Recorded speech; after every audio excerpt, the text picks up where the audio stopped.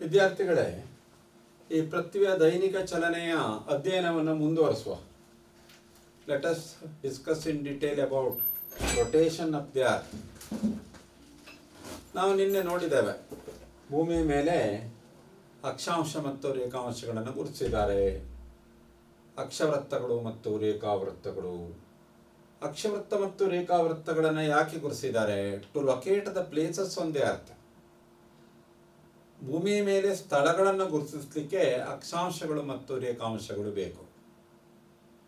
ಈಗ ನಾವು ಗ್ರಾಫಲ್ಲಿ X Axis ಮತ್ತು ವೈ ಎಕ್ಸಿಸ್ ಅಂತ ತಗೊಂಡು ಗ್ರಾಫ್ ಮೇಲೆ ಪ್ಲೇಸಸ್ ಲೊಕೇಟ್ ಮಾಡೋದಿಲ್ವಾ, ಅಥವಾ ಯಾವುದಾದ್ರೂ ಒಂದು ಪಾಯಿಂಟ್ ಲೊಕೇಟ್ ಮಾಡೋದಿಲ್ವಾ?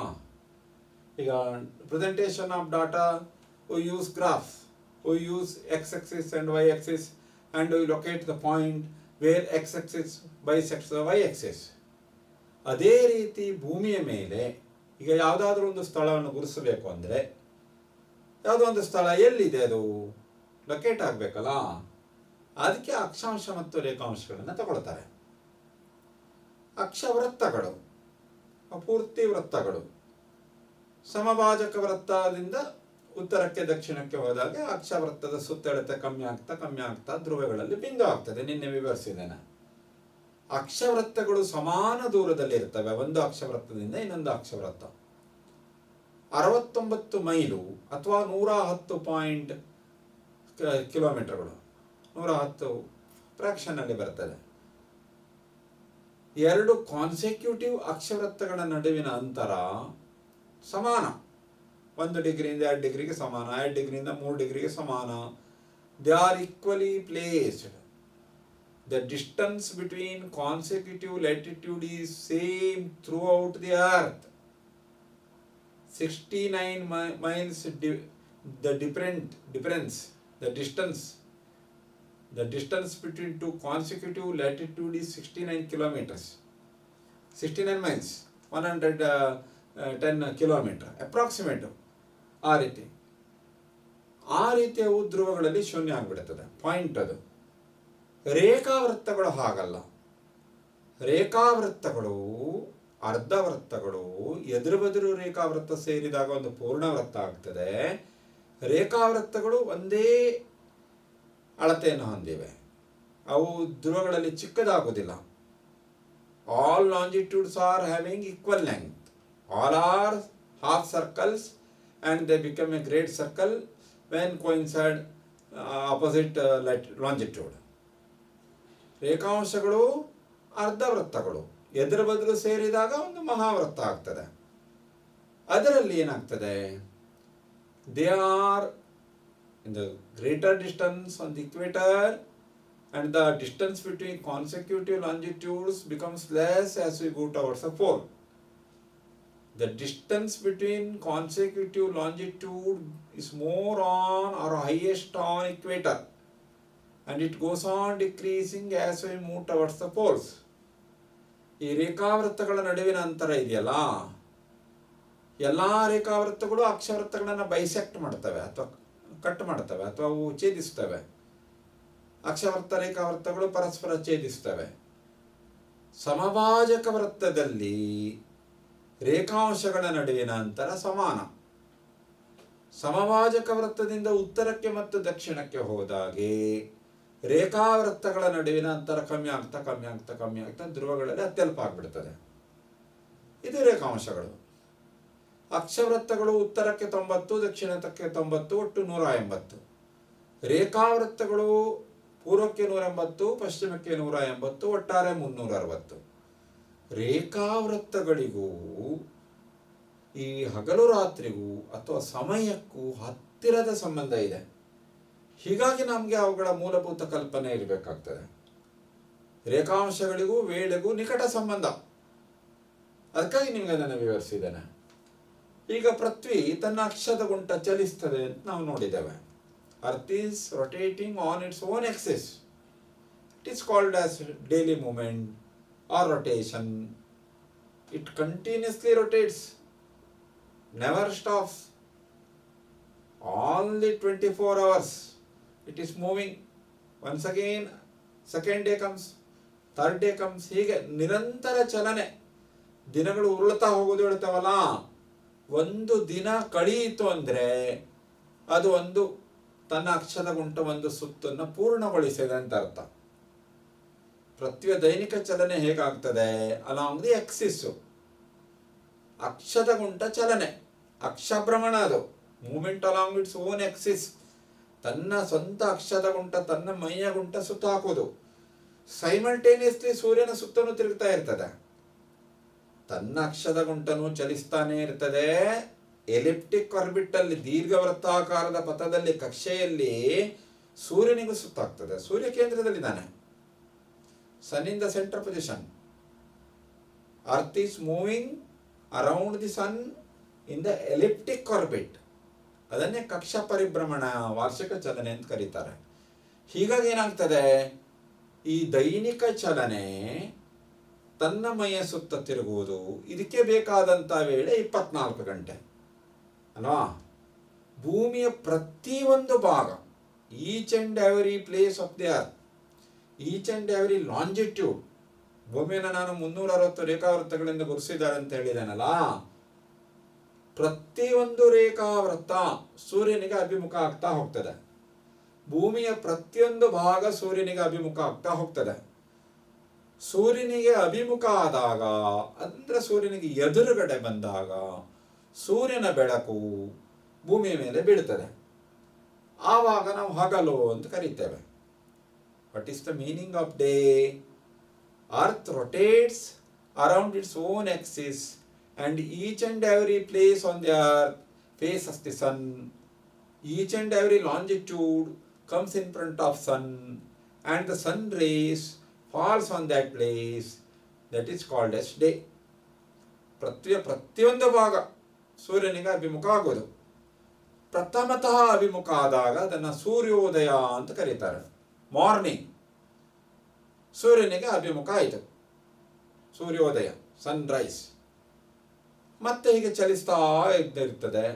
ಸೂರ್ಯ ನಡುನೆತ್ತಿ ಮೇಲೆ ಬಂದಾಗ ಮಧ್ಯಾಹ್ನ ಅಂತ ಕರೆದರು, ನೂನ್, ಮಿಡ್ ಡೇ. ಮತ್ತೆ ಚಲಿಸ್ತಾ ಚಲಿಸ್ತಾ ಹೋದಾಗ ಏನಾಗ್ತದೆ, ಸೂರ್ಯಾಸ್ತ.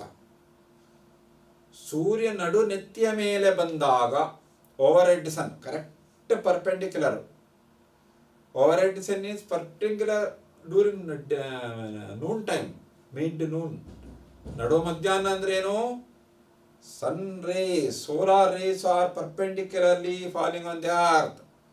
Race of the solar rays are perpendicular 90 degree. So light is more, temperature is more, heat is more. That is called as noon. ಮಧ್ಯಾಹ್ನ ಅಂದ್ರೆ ಏನು? ಸೂರ್ಯನ ಕಿರಣಗಳು ಲಂಬವಾಗಿ ಬೀಳುತ್ತವೆ. ನಾವು ಕರೆಕ್ಟ್ ಸೂರ್ಯನಿಗೆ ಅಭಿಮುಖ ಆಗಿರ್ತೇವೆ, ಪರ್ಪೆಂಡಿಕ್ಯುಲರ್ಲಿ ಅಭಿಮುಖ ಆಗಿರ್ತವೆ. ಆವಾಗ ನೇರ ಕಿರಣ ಸೂರ್ಯನ ಭೂಮಿ ಮೇಲೆ ಬೀಳುತ್ತದೆ. ಆವಾಗ ಬೆಳಕು ಹೆಚ್ಚು, ಉಷ್ಣತೆಯು ಹೆಚ್ಚು. ಅದನ್ನೇ ನಾವು ಮಧ್ಯಾಹ್ನ ನೂನ್ ಅಂತ ಕರಿತೇವೆ. ಆ ನಂತರ ಚಲನೆ ಆಗ್ತಾ ಇರ್ತದ, ನಾವು ಸ್ವಲ್ಪ ವಿಮುಖ ಆಗುವ ಹಾದಿಯಲ್ಲಿ ಹೋಗ್ತೇವೆ. ಆವಾಗ ಸೂರ್ಯನ ಓರೆ ಕಿರಣ ಬೀಳುತ್ತದೆ, ಇನ್ಕ್ಲೈನ್ಡ್ ರೇಸ್. ಆವಾಗ ಬೆಳಕು ಕಡಿಮೆ, ಸಂಜೆ ಆಯಿತು, ಕತ್ತಲಾಯಿತು ಅಂತ ಹೇಳ್ತೇವಲ್ಲ, ಆ ರೀತಿ. ಬೆಳಗಿನ ಹೊತ್ತಿನಲ್ಲಿ, ಸಂಜೆಯ ಹೊತ್ತಿನಲ್ಲಿ ಇನ್ಕ್ಲೈನ್ಡ್ ರೇಸು, ನಡು ಮಧ್ಯಾಹ್ನ perpendicular rays. Solar rays are inclined during morning and evening. Solar rays are perpendicular during noon. ನಾವು ಅದನ್ನು ಒಂದು ಚಿತ್ರದಲ್ಲಿ ತೋರಿಸ್ಬೋದು. ಹೀಗೆ ಇದ್ರೆ ಇದು ಸನ್, ನಮಗೆ ಕ್ಷಿತಿಜಲ್ಲಿ ಸೂರ್ಯ ಕಾಣಿಸ್ತಾನಲ್ಲ, ಸನ್ ರೈಸ್, ಸೂರ್ಯೋದಯ, ಸನ್ ರೈಸ್, ಸೂರ್ಯೋದಯ. ಇಲ್ಲಿ ಬಂದಾಗ ಏನಾಗ್ತದೆ? ಇಲ್ಲಿ ಬಂದಾಗ ನೂನ್, ಮಧ್ಯಾಹ್ನ. ಸೂರ್ಯಾಸ್ತ, ಪಶ್ಚಿಮ ದಿಗಂತದಲ್ಲಿ ಸೂರ್ಯ ಅಸ್ತ ಆಗ್ತದಲ್ಲ, ಸನ್ಸೆಟ್, ಸಂಜೆ ಆಗೋದು. ಈ ಚಲನೆ, ಇಲ್ಲೇನಿರ್ತದೆ, ಈ ಹೊರಿಜಾನ್ ಇದೆಯಲ್ಲ, ಇದು ಪರ್ಪೆಂಡಿಕ್ಯುಲರ್ ಹೊರಿಜಾನ್ ಅಲ್ಲ. ಈ ಪರ್ಪೆಂಡಿಕ್ಯುಲರ್ ಹೊರಿಜಾನ್ ಇರುವುದಿಲ್ಲ, ಕರ್ಡ್ ಹೊರಿಜಾನು. ಹೀಗೆ ಕರ್ಡ್ ಹೊರಿಜಾನ್ ಇರ್ತದಲ್ಲ, ಹೀಗೆ ಚಲನೆ. ಸೂರ್ಯನ ಅದು ತುಲನಾತ್ಮಕ ಚಲನೆ. ಅದು ಸೂರ್ಯನ ಸುತ್ತ ನಾವೇ ಚಲಿಸ್ತಾ ಇದ್ದೇವೆ, ನಮಗೆ ಹಾಗೆ ಅನಿಸ್ತದೆ. ಸೂರ್ಯನೇ ನಮ್ಮ ಸುತ್ತ ಚಲಿಸ್ತಾ ಇದ್ದಾನೆ ಅಂತೇಳಿ. ಆ್ಯಕ್ಚುಲಿ ನಾವು ಮೂವ್ ಆಗ್ತಾ ಇರ್ತೇವೆ. ನಾವು ಸೂರ್ಯನಿಗೆ ಫಸ್ಟ್ ಅಭಿಮುಖ ಆದಾಗ ಸೂರ್ಯೋದಯ ಆಯಿತು, ಸೂರ್ಯನಿಗೆ ನೇರ ಲಂಬ ಅಭಿಮುಖ ಆದಾಗ ಮಧ್ಯಾಹ್ನ ಆಯಿತು, ಸೂರ್ಯನಿಂದ ವಿಮುಖ ಆಗ್ತಾ ಆಗ್ತಾ ಬಂದಾಗ ಸನ್ ಸೆಟ್ ಆಗ್ತದೆ, ಸೂರ್ಯಾಸ್ತ ಆಗ್ತದೆ. ಇದರಿಂದ ನಮಗೇನಾಗ್ತದೆ, ಈ ಪೃಥ್ವಿಯ ದೈನಿಕ ಚಲನೆಯಿಂದ due to movement of this earth along its own axis, that is rotation, we are sensing the time, ವೇಳೆಯ ಕಲ್ಪನೆ ಆಗ್ತದೆ. ಸೂರ್ಯೋದಯ ಆಯಿತಾ, ಬೆಳಿಗ್ಗೆ ಆಯಿತು, ನೆಡುನೆತ್ತೆ ಮೇಲೆ ಬಂದ, ಉಷ್ಣತೆ ಬೆಳಕೆಲ್ಲ ಜಾಸ್ತಿ ಇದೆಯಾ, ಮಧ್ಯಾಹ್ನ, ಸೂರ್ಯಾಸ್ತ ಸಮಯ ಬಂತ, ಸಂಜೆ. ಸೆನ್ಸ್ ಆಫ್ ಟೈಮ್ ಇದೆಯಲ್ಲ, due to rotation. We are sensing or feeling morning, midday, noon, night, due to rotation. ಸೂರ್ಯನಿಗೆ ಅಭಿಮುಖವಾಗಿರುವ ಸಮಯದಲ್ಲಿ ಹಗಲು, ಡೇ. ಇಲ್ಲಿದೆ ನೋಡಿ, alternate occurrence of day and night. Alternate occurrence of day and night ಅಂದ್ರೇನು? ಹಗಲು ರಾತ್ರಿ, ಹಗಲಾಗ್ತದೆ, ರಾತ್ರಿ ಆಗ್ತದೆ, ಮತ್ತೆ ಪುನಃ ಹಗಲಾಗ್ತದೆ, ರಾತ್ರಿ ಆಗ್ತದೆ, ಅಲ್ಟರ್ನೇಟ್ ಪರ್ಯಾಯವಾಗಿ ನಡೀತಾನೆ ಇರ್ತದೆ. ಇಲ್ಲಿ ಸೂರ್ಯನ ಸುತ್ತ, ಇಲ್ಲಿ ಸೂರ್ಯನ ಸ್ಥಾನ, ನಾವು ಚಲಿಸ್ತಾ ಇರ್ತೇವಲ್ಲ, ಸೋಲಾರ್ ರೇಸ್, ಸೂರ್ಯಕಿರಣಗಳು. ಇದು ಪೃಥ್ವಿ. ಯಾವ ಪೃಥ್ವಿಯ ಭಾಗ ಸೂರ್ಯನಿಗೆ ಅಭಿಮುಖ ಇದೆ, ಇಲ್ಲೆಲ್ಲ ಡೇ, ಹಗಲು. ಇನ್ನೊಂದು ಬದಿಯಲ್ಲಿ ನೈಟ್, ಸೂರ್ಯನಿಗೆ ಅಭಿಮುಖವಾಗಿರುವ ಭಾಗದಲ್ಲಿ ಹಗಲು, ವಿಮುಖವಾಗಿರುವ ಭಾಗದಲ್ಲಿ ಕತ್ತಲು ಅಥವಾ ರಾತ್ರಿ. ಬೆಳಕನ್ನು ಹೊಂದಿದಾಗ ಹಗಲು, ಕತ್ತಲು ಆವರಿಸಿದಾಗ ರಾತ್ರಿ. ಇವೆಲ್ಲ ಅಕ್ಷವೃತ್ತಗಳು, ಇವೆಲ್ಲ ರೇಖಾವೃತ್ತಗಳು. ಆ ರೀತಿ ಸೂರ್ಯನಿಗೆ ಅಭಿಮುಖ ಆದಾಗ ಹಗಲಾಯಿತು, ಚಲಿಸ್ತಾನೆ ಇರ್ತದಲ್ಲ, ಹೀಗೆ ವಿಮುಖ ಆಗ್ತದೆ. ವಿಮುಖ ಆಗಿ ಈ ಸೈಡ್ ಬಂದ್ಬಿಡ್ತದೆ, ಈ ಸೈಡ್ ಬಂದಾಗ ಕತ್ತಲು, ನೈಟ್. ಇದು ನಡೆದೇ ಇರ್ತದೆ. ಸಾಮಾನ್ಯವಾಗಿ 12 ತಾಸು ಹಗಲು, 12 ತಾಸು ರಾತ್ರಿ ಅಂತ ಪರಿಗಣನೆ ಆಗ್ತದೆ. ಅದು ಸ್ವಲ್ಪ ಇನ್ಕ್ಲೈನ್ಡ್ ಆಕ್ಸಿಸ್ ಅಲ್ಲಿ ಇರೋದ್ರಿಂದ ಮತ್ತು ವಾರ್ಷಿಕ ಚಲನೆಯ ಪ್ರಭಾವ ಇರೋದ್ರಿಂದ ಆ ಹಗಲು ಮತ್ತು ರಾತ್ರಿ ಕಾಲಾವಧಿಯಲ್ಲಿ ಚೇಂಜಸ್ ಇರ್ತದೆ. 365 ದಿವಸ 12 ತಾಸು, ಹಗಲು 12 ತಾಸು ರಾತ್ರಿ ಇರುವುದಿಲ್ಲ. ಹಗಲು ಮತ್ತು ರಾತ್ರಿಯ ಅವಧಿಯಲ್ಲಿ ವ್ಯತ್ಯಾಸ ಆಗ್ತದೆ. ಮುಂದೆ ನಿಮಗೆ ವಾರ್ಷಿಕ ಚಲನೆಯಲ್ಲಿ ಅದನ್ನು ನಾವು ಡಿಟೇಲ್ ಆಗಿ ಕಲಿತೇವೆ. ಈಗ ಏನಾಯಿತು, ಸೂರ್ಯನಿಗೆ ಅಭಿಮುಖವಾಗಿರುವ ಭಾಗದಲ್ಲಿ ಡೇ, ಹಗಲು. ಸೂರ್ಯನಿಗೆ ವಿರುದ್ಧ ದಿಕ್ಕಿನಲ್ಲಿರುವ ಭಾಗದಲ್ಲಿ ಕತ್ತಲು, ರಾತ್ರಿ. This alternate occurrence of day and night is due to the movement of the earth, rotation. ಆಯ್ತಾ? And we are feeling sense, we are sensing change of time, ಸಮಯದ ಬದಲಾವಣೆ, ವೇಳೆಯ ಅರಿವು ಕೂಡ ನಮಗೆ ಪೃಥ್ವಿಯ ದೈನಿಕ ಚಲನೆಯಿಂದಲೇ ಉಂಟಾಗ್ತದೆ. ಇನ್ನೊಂದು, change in direction of wind and ocean currents. ಈ ಭೂಮಿಯ ಚಲನೆಯಿಂದ ನಮಗೇನಾಗ್ತದೆ, ಅದು ಈ ಚಲನೆಯ ಪ್ರಭಾವದಿಂದ ಮಾರುತಗಳು ಮತ್ತು ಸಮುದ್ರ ಪ್ರವಾಹಗಳ ಮೇಲೆ ಪ್ರಭಾವ ಆಗ್ತದೆ. ಅದು ಸಾಗರ ಪ್ರವಾಹಗಳು ಜಲಸ್ವರೂಪಗಳು, ನೀರು, ದ್ರವ. ಮಾರುತಗಳು ಗಾಳಿ, ಅನಿಲ. ಈ ಚಲನೆ ಆಗೋದ್ರಿಂದ, ಅರ್ತ್ ರೊಟೇಟ್, ಸ್ಪಿನ್ ಆಗೋದ್ರಿಂದ ನೀರು ಮತ್ತು ಗಾಳಿ ಎರಡು ತಮ್ಮ ಚಲನೆ ದಿಕ್ಕಿನಲ್ಲಿ ವಿಚಲನೆ ಹೊಂದುತ್ತದೆ. Due to rotation, due to spinning of the earth, the water bodies on the earth, the ocean currents, the air masses on the earth, the winds, they are having change in direction. They are deflecting or deviation in the direction of movement. ಮಾರುತಗಳ ದಿಕ್ಕಿನಲ್ಲಿ ಬದಲಾವಣೆ ಆಗ್ತದೆ, ಸಾಗರ ಪ್ರವಾಹಗಳ ದಿಕ್ಕಿನಲ್ಲಿ ಬದಲಾವಣೆ ಆಗ್ತದೆ. They are deviating towards north in the northern hemisphere or to the right side. They are deviating left in the southern hemisphere. ಈ ಸಾಗರ ಪ್ರವಾಹಗಳು ಮತ್ತು ಮಾರುತಗಳು ಉತ್ತರ ಗೋಲಾರ್ಧದಲ್ಲಿ ಬಲಕ್ಕೆ ಒಲಿದು ಚಲಿಸ್ತವೆ, ದಕ್ಷಿಣ ಗೋಲಾರ್ಧದಲ್ಲಿ ಎಡಕ್ಕೆ ಒಲಿದು ಚಲಿಸ್ತವೆ.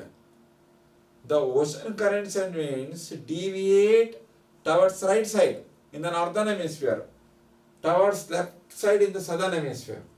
This is due to rotation. This is the effect of rotation. ಆ ನಂತರ ನಾವು ನೋಡಿದ್ದೇವೆ 24 ಅವರ್ಸಿಗೆ ಒಂದು ಡೇ ಆಗ್ತದೆ ಅಂತೇಳಿ due to rotation.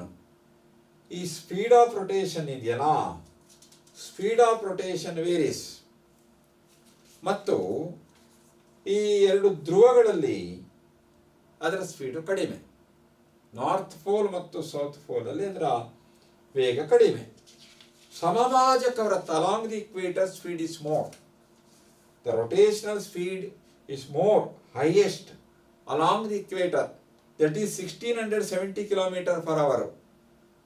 The rotational speed of the earth along the equator is highest 1670 km per hour.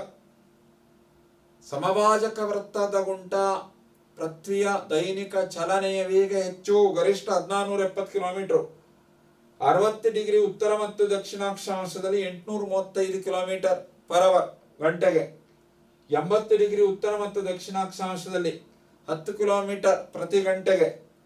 89 degree north and south latitude 1 kilometre per hour and 0 on the poles. ಸಮಭಾಜಕ ವೃತ್ತದಿಂದ ಧ್ರುವಗಳ ಕಡೆಗೆ ಹೋದಾಗೆ ಪೃಥ್ವಿಯ ಚಲನೆಯ ವೇಗ ಕಮ್ಮಿ ಆಗ್ತಾ ಹೋಗ್ತದೆ due to the shape of the earth. ಅದು ಫ್ಲಾಟ್ ಇದೆ ಅಲ್ಲಿ ಧ್ರುವಗಳಲ್ಲಿ. ನಾರ್ತ್ ಪೋಲ್ ಅಂತೂ 0.2, ಸ್ಪೀಡ್ ಬಿಕಮ್ಸ್ 0. ಇದೊಂದು ಅಂಶ. ಇನ್ನು ಈ ಡೇ ಇದೆಯಲ್ಲ, ನಾವು ಯೂಸಲಿ 24 ಅವರ್ಸ್ ಅಂತ ಕರಿತೇವೆ. ಆ್ಯಕ್ಚುಲಿ ಒಂದು ರೊಟೇಷನ್ ಅಂದರೆ, ಅಥವಾ ಪೃಥ್ವಿಯ ಒಂದು ಅಕ್ಷ ಪ್ರಮಾಣದ ಅವಧಿ, ಒಂದು ದೈನಿಕ ಚಲನೆಯ ಕಾಲಾವಧಿ 23 hours 56 minutes 4.0 seconds. 23 hours 56 minutes 4.09 second. 23 ತಾಸು ಅಥವಾ 23 ಗಂಟೆ 56 ನಿಮಿಷ 4.09 ಸೆಕೆಂಡ್. ನಾವು ರೌಂಡ್ ಫಿಗರ್ 24 ಗಂಟೆ 24 ಅವರ್ಸ್ ಅಂತ ಹೇಳಿಬಿಡ್ತೇವೆ. Actual time, actual duration required for one rotation is lesser than 24 hours. 23 hours 56 minutes 4.09 seconds. This is called as a sidereal day. ಇದನ್ನು ನಾಕ್ಷತ್ರಿಕ ದಿನ ಅಂತ ಕರೀತಾರೆ. ನಾರ್ತ್ ಪೋಲ್ ಸ್ಟಾರಿಗೆ ಅನ್ವಯಿಸಿಕೊಂಡು ಸಂಬಂಧವನ್ನು ಕಲ್ಪಿಸಿಕೊಂಡು ಅದನ್ನು ಹೇಳ್ತಾರೆ sidereal day. This is referred to north pole star. ಆ ರೀತಿ ಒಂದು ನಾವು ಹೇಗೆ ಭೂಮಿ ಸೂರ್ಯನ ಸುತ್ತ ಹಾಕ್ತದೋ, ನಕ್ಷತ್ರಗಳನ್ನು ಚಲನೆಯಲ್ಲಿ ಕವರ್ ಮಾಡ್ತದಲ್ಲ, ಅದನ್ನು ಭ್ರಮಿಸ್ತಾ ಹೋಗ್ತದಲ್ಲ, ಆ ಟೈಮಿಗೆ ಅನ್ವಯಿಸ್ಕೊಂಡು ಹೇಳಿದ್ರು. ನಾರ್ತ್ ಪೋಲ್ ಸ್ಟಾರಿಗೆ ರಿಕ್ವೈರ್ ಆಗುವಂಥ ಟೈಮನ್ನು ಸಂಬಂಧಿಸಿಕೊಂತ ಹೇಳಿದರು. ಆದರೆ ಆ್ಯಕ್ಚುಯಲ್ ಒಂದು ರೊಟೇಷನ್ ಕಂಪ್ಲೀಟ್ ಆಗಲಿಕ್ಕೆ 360 ಡಿಗ್ರಿ ಲಾಂಜಿಟ್ಯೂಡ್ ಕವರ್ ಆಗಲಿಕ್ಕೆ ಪ್ರತಿಯೊಂದು ರೇಖಾಂಶನೂ ಸೂರ್ಯನಿಗೆ ಅಭಿಮುಖ ಆಗ್ತಾ ಹೋಗಬೇಕು. 360 ಡಿಗ್ರಿ ಲಾಂಜಿಟ್ಯೂಡ್ ಕವರ್ ಆಗಬೇಕಲ್ಲ. ಲಾಂಜಿಟ್ಯೂಡ್ ಮತ್ತು ಟೈಮಿಗೆ ಸಂಬಂಧ ಇದೆಯಲ್ಲ. ಈಗ ಪ್ರತಿಯೊಂದು ರೇಖಾವೃತ್ತನೂ ಸೂರ್ಯನಿಗೆ ಅಭಿಮುಖ ಆಗ್ತಾ ಹೋಗ್ತದೆ. 4 ನಿಮಿಷಗಳ ಕಾಲಾವಧಿಯಲ್ಲಿ ಅಭಿಮುಖ ಆಗ್ತದೆ, ಮತ್ತೆ ಚಲಿಸ್ತದೆ. ಏನು ಪೃಥ್ವಿ ಪಶ್ಚಿಮದಿಂದ ಪೂರ್ವಕ್ಕೆ ಚಲಿಸ್ತಾ ಹೋಗ್ತದೆ. ಪೂರ್ವಕ್ಕೆ ಇರುವಂತಹ ರೇಖಾವೃತ್ತಗಳು ಮೊದಲೇ ಸೂರ್ಯನಿಗೆ ಅಭಿಮುಖ ಆಗ್ತದೆ. ಅದಕ್ಕಾಗಿ ನಮಗೆ ಪೂರ್ವದಲ್ಲಿ ಇರುವಂತಹ ರೇಖಾಂಶಗಳಲ್ಲಿ ವೇಳೆ ಮೊದಲು, ಪಶ್ಚಿಮದಲ್ಲಿ ನಂತರ, ಪೂರ್ವಕ್ಕೆ ಸೂರ್ಯೋದಯ ಆಗೋದ್ರಿಂದ ಹಾಗಾಗ್ತದೆ. ಅದು ಪ್ರತಿಯೊಂದು ರೇಖಾವೃತ್ತವನ್ನು ದಾಟಿ ಹೋಗಲಿಕ್ಕೆ ತಗಲುವಂಥ ಸಮಯ 4 ನಿಮಿಷ. Each longitude requires 4 minutes to cross to another longitude, or the time duration required for consecutive longitude is 4 minutes. 360 ರೇಖಾವೃತ್ತಗಳಿವೆ. ಲೆಕ್ಕ ಹಾಕಿ ಎಷ್ಟಾಗ್ತದೆ ಹೇಳಿ. ಒಂದು ರೇಖಾವೃತ್ತಕ್ಕೆ ನಾವು ಇದನ್ನು ಲೆಕ್ಕ ಮಾಡಿ ಹೇಳಬಹುದು. 24 hours ಹೇಗೆ ಬರ್ತದೆ ಅದು? ನಾವೇನು ಸೋಲಾರ್ ಡೇ, ಮೀನ್ ಸೋಲಾರ್ ಡೇ ಅಂತ ಕರಿತೇವಲ್ಲ, ಮೀನ್ ಸೋಲಾರ್ ಡೇ, ಸೌರ ದಿನ, ಮೀನ್ ಸೋಲಾರ್ ಡೇ ಹೇಗೆ ಬರ್ತದೆ ಕ್ಯಾಲ್ಕುಲೇಷನ್ನು? ಒಂದು ಲಾಂಜಿಟ್ಯೂಡಿಗೆ 4 ನಿಮಿಷ 4 minutes ಆಯಿತಾ. 15 ಲಾಂಜಿಟ್ಯೂಡ್ 15 ಡಿಗ್ರಿ 1 hour ಆಯ್ತು ಅಲ್ಲಿಗೆ, ಆಯಿತಾ. 180 ಡಿಗ್ರಿ ಲಾಂಜಿಟ್ಯೂಡು 12 hours ಬೇಕು. 12 hours. 360 ಡಿಗ್ರಿ ಲಾಂಜಿಟ್ಯೂಡ್ ಕವರ್ ಆಗಬೇಕು. ಒಂದು ಸರ್ಕಲ್ ಪೂರ್ತಿ ಆಗಬೇಕು ಅಂದರೆ 24 ಅವರ್ಸ್, 24 ಗಂಟೆ ಬೇಕು. ಪ್ರತಿಯೊಂದು ರೇಖಾಂಶ ಸೂರ್ಯನನ್ನ ಅಭಿಮುಖ ಆಗ್ತಾ ಹೋಗ್ತದಲ್ಲ, ಅದು 4 ನಿಮಿಷ. 15 ರೇಖಾಂಶ ಕ್ರಮಿಸ್ಲಿಕ್ಕೆ 1 ತಾಸು ಬೇಕು. 180 ರೇಖಾಂಶ ಕ್ರಮಿಸ್ಲಿಕ್ಕೆ 12 ತಾಸು ಬೇಕು. 360 ರೇಖಾಂಶ ಕ್ರಮಿಸ್ಲಿಕ್ಕೆ 24 ತಾಸು ಬೇಕು. ಇದು ಕ್ಯಾಲ್ಕುಲೇಟೆಡ್ ಡೇ, ಮೀನ್ ಸೋಲಾರ್ ಡೇ, ಸರಾಸರಿ ಸೌರ ದಿನ ಅಂದರೆ ಇದು, ಆಯ್ತಾ? ಆ ರೀತಿ 1 ಡಿಗ್ರಿ ಅಂದರೆ 60 ನಿಮಿಷ. 1 degree is equal to 60 minutes, 60 ನಿಮಿಷ. 1 ಮಿನಿಟ್ ಇಸ್ ಈಕ್ವಲ್ ಟು, 1 ನಿಮಿಷ ಅಂದರೆ ಎಷ್ಟು? 1 minute is equal to 60 seconds. 1 degree ಅಂದರೆ 60 ನಿಮಿಷ, 1 ನಿಮಿಷ ಅಂದರೆ 60 ಸೆಕೆಂಡ್. ನಾವು ಗಂಟೆಗಳನ್ನು ಹೇಳ್ತೇವಲ್ಲ, ಗಂಟೆ, ನಿಮಿಷ, ಸೆಕೆಂಡು. 1 ಅವರ್ ಅಂದರೂ ಹಾಗೆ 60 ಮಿನಿಟ್, 1 ಅವರ್ ಅಂದರೂ 60 ಮಿನಿಟ್, 1 ಅವರ್ ಅಂದರೆ 60 ಮಿನಿಟ್. 1 ಗಂಟೆ ಅಂದರೆ 60 ನಿಮಿಷ, 1 ನಿಮಿಷ ಅಂದರೆ 60 ಸೆಕೆಂಡು. ಅಕ್ಷಾಂಶ ರೇಖಾಂಶಗಳಿಗೂ ಹಾಗೆ 1 ಡಿಗ್ರಿ ಅಂದರೆ ಅದನ್ನು 60 ನಿಮಿಷಗಳಲ್ಲಿ ವಿಂಗಡಿಸ್ತಾರೆ. ಪ್ರತಿಯೊಂದು ರೇಖಾಂಶವನ್ನು 60 ನಿಮಿಷಗಳಲ್ಲಿ ವಿಂಗಡಿಸ್ತಾರೆ, ನಿಮಿಷವನ್ನು ಮತ್ತು ಸೆಕೆಂಡ್ಗಳಲ್ಲಿ ವಿಂಗಡಿಸ್ತಾರೆ. ಆ ರೀತಿ 1 degree is equal to 60 minute is equal to 60 into 60 seconds.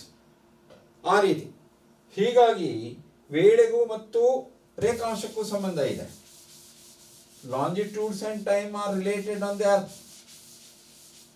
ಆ ರೀತಿ ಈಗ ನಾವು ಇಫೆಕ್ಟ್ ಆಫ್ ರೊಟೇಷನ್ನು ಏನೇನು, occurrence of day and night ಅಂತ ನೋಡಿದ್ದೇವೆ.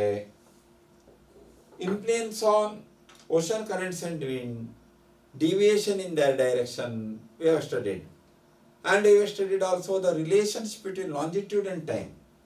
ರೇಖಾಂಶಕ್ಕೂ ಮತ್ತು ವೇಳೆಗೂ ಏನು ಸಂಬಂಧ ಇದೆ ಅದನ್ನು ನಾವು ನೋಡಿದ್ದೇವೆ.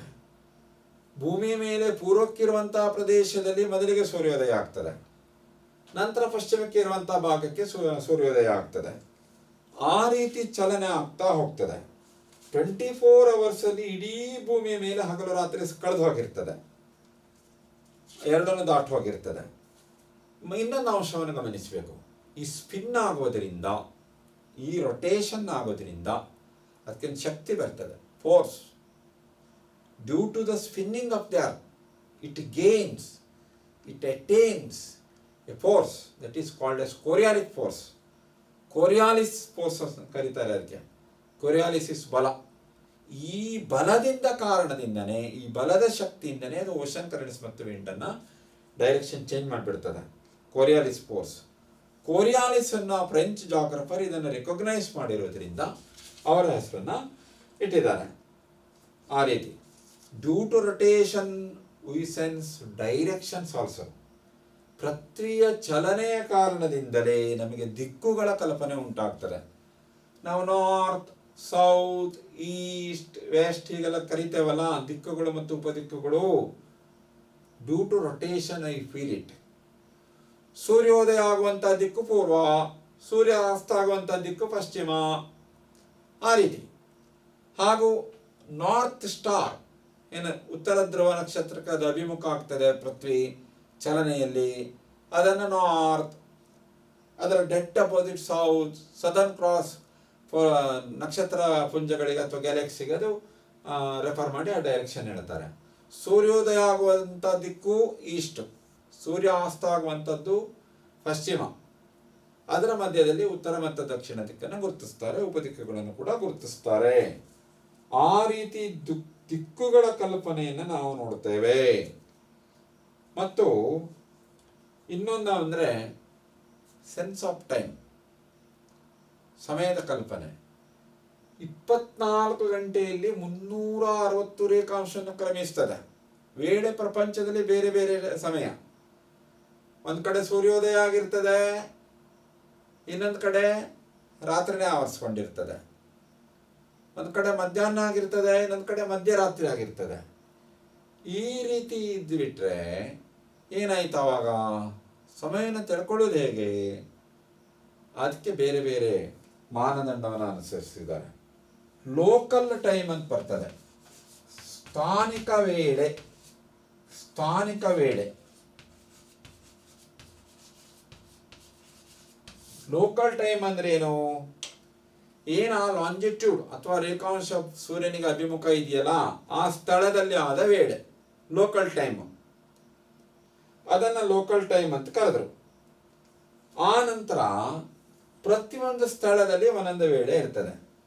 IST ಬಂತು, ಇಂಡಿಯನ್ ಸ್ಟ್ಯಾಂಡರ್ಡ್ ಟೈಮ್. ಈಗ ಪ್ರತಿಯೊಂದು ಪ್ರದೇಶದಲ್ಲಿಯೂ ವೇಳೆ ಭಿನ್ನ ಭಿನ್ನ. ನಮಗೆ ಹಗಲಾದಾಗ ಇನ್ನೊಂದು ಕಡೆಯವರೆಗೆ ರಾತ್ರಿ, ಇಲ್ಲಿ ಸೂರ್ಯೋದಯ ಆದಾಗ ಇನ್ನೊಂದೆಲ್ಲೋ ಕಡೆ ಸೂರ್ಯಾಸ್ತ, ಇಲ್ಲಿ ನಡು ಮಧ್ಯಾಹ್ನ ಆದಾಗ ಇನ್ನೊಂದು ಕಡೆ ನಡು ರಾತ್ರಿ. ಆ ಪ್ರದೇಶದ ವೇಳೆಯನ್ನು ಹೇಳುವುದು ಲೋಕಲ್ ಟೈಮು. ಆದರೆ ಒಂದು ವಿಸ್ತಾರವಾದ ದೇಶ ಇದ್ದಾಗ ಈ ವೇಳೆಯಲ್ಲಿ ಸಮಾನತೆ ಇಲ್ಲದೆ ಇದ್ದರೆ ವೇಳಾಪಟ್ಟಿಯಲ್ಲಿ ಗೊಂದಲ ಆಗ್ತದೆ. ರೈಲ್ವೆ, ವಿಮಾನಗಳ ಚಲನೆಯಲ್ಲಿ ಸಮಸ್ಯೆ ಆಗ್ತದೆ. ಅದಕ್ಕೆ ಒಂದು ಸ್ಟ್ಯಾಂಡರ್ಡ್ ಟೈಮ್ ಅಂತ ಮಾಡ್ಕೊಳ್ತಾರೆ. ನಮ್ಮ ದೇಶಕ್ಕೆ ಒಂದು ಟೈಮ್ ಇದೆ, ಇಂಡಿಯನ್ ಸ್ಟ್ಯಾಂಡರ್ಡ್ ಟೈಮ್, IST. ಅದನ್ನು ಯಾವ ರೇಖಾವೃತ್ತದ ಮೇಲೆ ಗುರುತಿಸಿದ್ದಾರೆ? 82.5 ಡಿಗ್ರಿ. 82.5 ಡಿಗ್ರಿ, 82.5 ರೇಖಾಂಶ.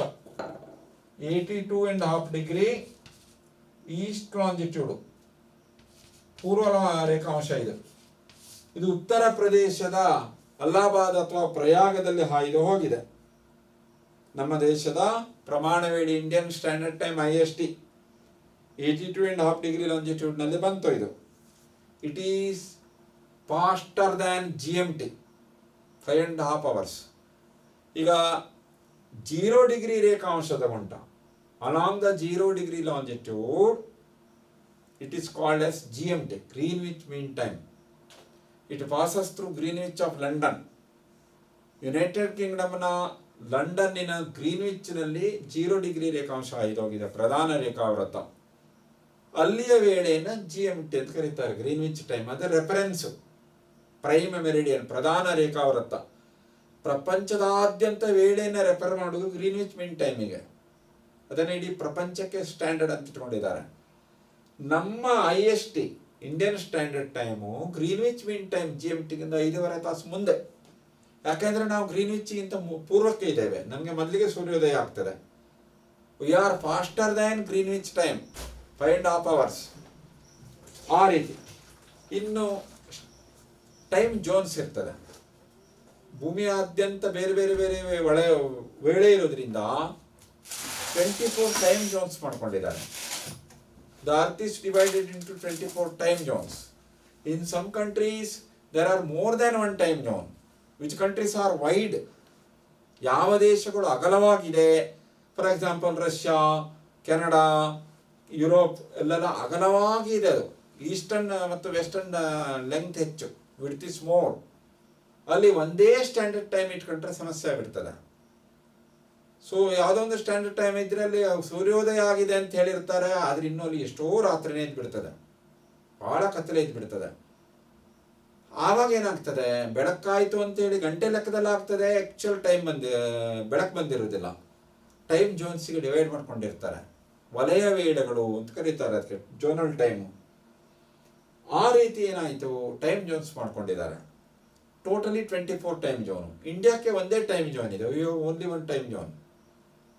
ಆ ನಂತರ due to the rotation the shape of the earth has become geoid. ನಿರಂತರ ಚಲನೆಯಿಂದ ಭೂಮಿಯ ಆಕಾರ ಜಿಯಾಯ್ಡ್ ಆಗಿದೆ. ಭೂಮಿಯ ದೈನಿಕ ಚಲನೆಯಿಂದಲೇ ಭೂಮಿಯ ಆಕಾರ ಏನಾಯಿತು, ಲಘುಗೋಳಕಲ್ಪ ಆಯಿತು. ತನ್ನ ಅಕ್ಷದ ಗುಂಟ ನಿರಂತರ ಚಲಿಸುವುದರಿಂದ ಅದು ಧ್ರುವಗಳಲ್ಲಿ ಚಪ್ಪಟೆ ಆಯಿತು. ಭೂಮಿಯ ಉಗಮದ ಕಾಲದಲ್ಲಿ ಅದು ರೌಂಡ್ ಆಗಿತ್ತು, ವೃತ್ತಾಕಾರ. ನಿರಂತರ ದೈನಿಕ ಚಲಿಸಿ ಚಲಿಸಿ ಧ್ರುವಗಳಲ್ಲಿ ಚಪ್ಪಟೆ ಆಗಿ ಅದು ಲಘುಗೋಳಕಲ್ಪ ಆಯಿತು, ಸ್ಪೆರಾಯ್ಡಲ್ ಆಯಿತು. ಇನ್ ಫ್ಯೂಚರ್ ಮುಂದೆ ಎಷ್ಟೋ ಲಕ್ಷಾಂತರ ವರ್ಷಗಳ ನಂತರ ಭೂಮಿ ಅಂಡಾಕಾರ ಆಗ್ಬೋದು.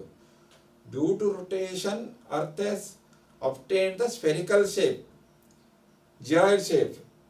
ಇನ್ನು ಗ್ರಾವಿಟಿ, ಗುರುತ್ವಾಕರ್ಷಣೆ ಶಕ್ತಿ, magnetism. Earth is a magnet. ನಮ್ಮ ಭೂಮಿ ದೊಡ್ಡ ಆಯಸ್ಕಾಂತ. ನಮ್ಮ ನಾರ್ತ್ ಪೋಲ್ ಇದೆಯಲ್ಲ, ಅಲ್ಲಿ ಮ್ಯಾಗ್ನೆಟಿಕ್ ಪ್ರಾಪರ್ಟೀಸ್ ಹೆಚ್ಚು. Magnetic properties highest in the north pole. So all the magnetic compass, magnetic needles, they are showing the north direction.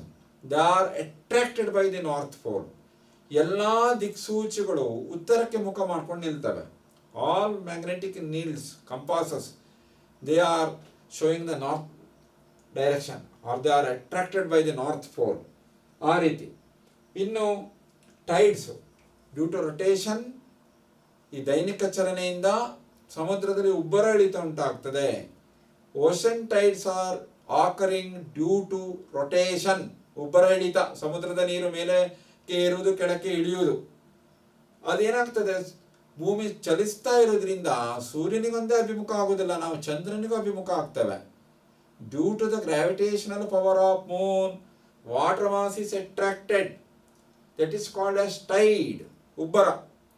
ಉಬ್ಬರ ಇಳಿತಗಳಿಗೆ ಕಾರಣ ಚಂದ್ರನ ಚಲನೆ ಪ್ರಧಾನ ಆಗಿರ್ತದೆ, ಚಂದ್ರನ ಆಕರ್ಷಣೆ ಪ್ರಧಾನ ಆಗಿರ್ತದೆ. ಈ ರೀತಿ ಏನಾಗ್ತದೆ, ಓಷನಲ್ ಟೈಡ್ಸ್ ಕೂಡ ಈ ರೊಟೇಷನ್ ಇಂದ ಬರ್ತದೆ. ಮತ್ತು ನಮ್ಗೆ ಏನಿಸ್ತದೆ, ಎಲ್ಲ ಗ್ರಹಗಳು, ನಕ್ಷತ್ರಗಳು, ಚಂದ್ರ ಪೂರ್ವದಿಂದ ಪಶ್ಚಿಮಕ್ಕೆ ಚಲಿಸಿದಾಗ ಅನಿಸ್ತದೆ. ಪೂರ್ವದಲ್ಲಿ ಉದಯ ಆಗೋದು, ಪಶ್ಚಿಮದಲ್ಲಿ ಅಸ್ತ ಆಗೋದು. ಅದಕ್ಕೆ ಕಾರಣ ಏನಂದರೆ, ಭೂಮಿ ಪಶ್ಚಿಮದಿಂದ ಪೂರ್ವಕ್ಕೆ ಚಲಿಸ್ತದೆ. ಹೀಗಾಗಿ ನಮಗೆ ಪೂರ್ವದಲ್ಲಿ ಸೂರ್ಯೋದಯ, ಪಶ್ಚಿಮದಲ್ಲಿ ಸೂರ್ಯಾಸ್ತ ಅನ್ನಿಸ್ತದೆ. We feel like that sunrise in the eastern direction, sunset in the western direction. Same to all the heavenly bodies. ಎಲ್ಲ ಆಕಾಶಕಾಯಗಳು ಪೂರ್ವದಲ್ಲಿ ಉದಯ ಆಗುವುದು, ಪಶ್ಚಿಮದಲ್ಲಿ ಅಸ್ತ ಆಗುವುದು ಅನ್ನೋಂಥ ಒಂದು ಕಲ್ಪನೆ ನಮಗೆ ಉಂಟಾಗಲಿಕ್ಕೆ ಕಾರಣ ಏನು ಅಂದರೆ, ನಮ್ಮ ಭೂಮಿ ಪಶ್ಚಿಮದಿಂದ ಪೂರ್ವಕ್ಕೆ ತಿರುಗುತ್ತದೆ. ಈ ರೀತಿ ಇವೆಲ್ಲ ದೈನಿಕ ಚಲನೆಯ ಪರಿಣಾಮಗಳು. All these are effects of rotation. ಬೇರೆ ಬೇರೆ ಪರಿಣಾಮಗಳನ್ನು ನಾವು ಚರ್ಚಿಸಿದ್ದೇವೆ. ಅಲ್ಲಿಗೆ ಪೃಥ್ವಿಯ ದೈನಿಕ ಚಲನೆ ಮುಕ್ತಾಯ ಆಯಿತು.